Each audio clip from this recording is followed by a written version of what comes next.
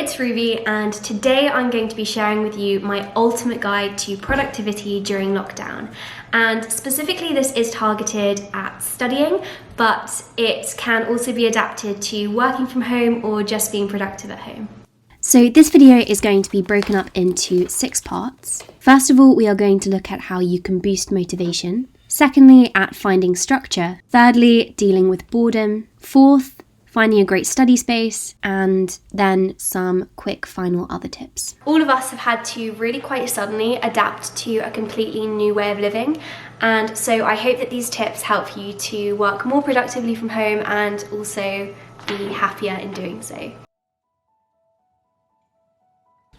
So we're going to start with boosting motivation, because I really do think that this is the crux to all productivity. If you're not motivated, it's unlikely that you're going to be really productive.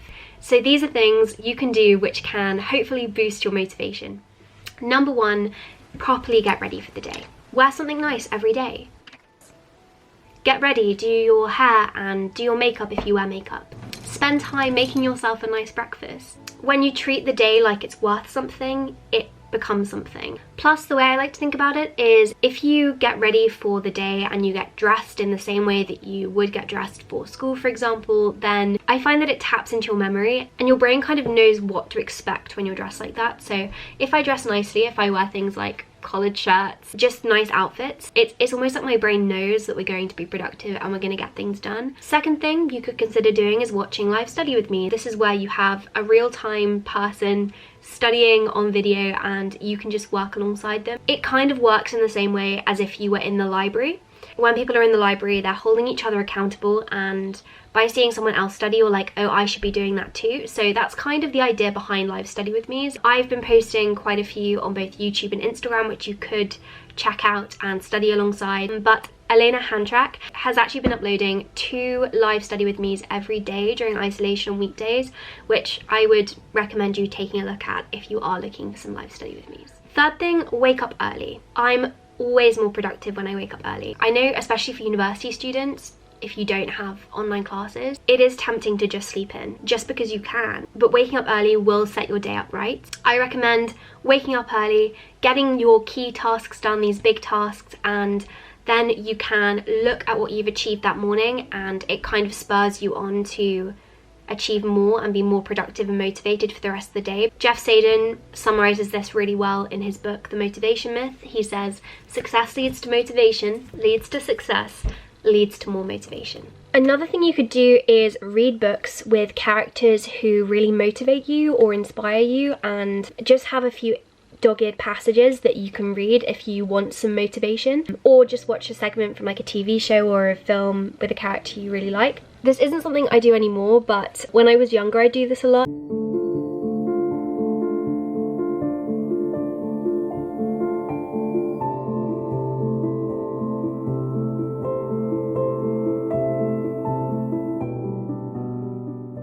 Okay, next, structure. I think that structure is the most important thing. If we can successfully implement new structure, then we can more quickly adapt to change and thus become more productive. The first essential thing you can do to help to implement new structure is to plan an ideal morning and night routine for yourself. Every month, every time I go away, when I'm in a new place, I like to make a morning and night routine, because I think it's really important to have a solid, really productive morning routine that will set you up well for the day ahead, and an evening routine that will help you to have a good morning. A good morning will set you up for a productive day. It's like the groundwork of your day, and so if you have an unproductive morning, it's likely that your whole day is going to be unproductive. Similarly, if you have a bad evening routine, then it's hard to have a good morning routine. So a good evening routine leads to a good morning routine, leads to a good day. I think it's essential. Now more than ever, having a morning and night routine in place is so important. Once you've got some structure in your morning and night routine, you can move on to your daily routine. And I definitely don't recommend this being quite so stringent as your morning and night routine. But what I like to do is just have a rough idea of what I'm going to be doing each day. So for example, this is my daily routine. I've just put it on the screen if you're interested. So then what about weekly timetables? At university, I have a weekly timetable that I follow, and I don't think that's necessary for everyone all the time. Like, some people just don't work well with weekly timetables, but at the moment, I think a weekly timetable can be really useful. It's so easy for all of our days to blur into each other at the moment because we don't have specific things happening on Fridays and Saturdays and Mondays. There's a lot more flexibility with our work and studying. So having just a rough weekly routine, just a few things that always happen on a Thursday. On Thursday it's always family board game night, or on Friday morning you always make notes. Just something which helps you to be mindful of time, because when you're mindful of time, you're less likely to waste it and you're more likely to use it productively. If you find yourself not being productive, then I recommend making a in-depth study timetable. This keeps you accountable, and the time frames mean it's more likely that you're going to keep to the sequence of tasks that you've set yourself and more likely to get everything done. This works on the principle of Parkinson's law, which I've spoken about before on my channel. Parkinson's law states that a task will elongate to fit the length of time that you assign it. So for example, if I give myself 30 minutes to finish an essay, I'll finish it in 30 minutes. If I give myself 6 hours, it'll take me 6 hours. We're all at home, and one of the greatest challenges is boredom. Our society is fast-paced. There is always something to do, and so we're not really used to this. This is what I'm doing to make sure that I don't get bored and listless.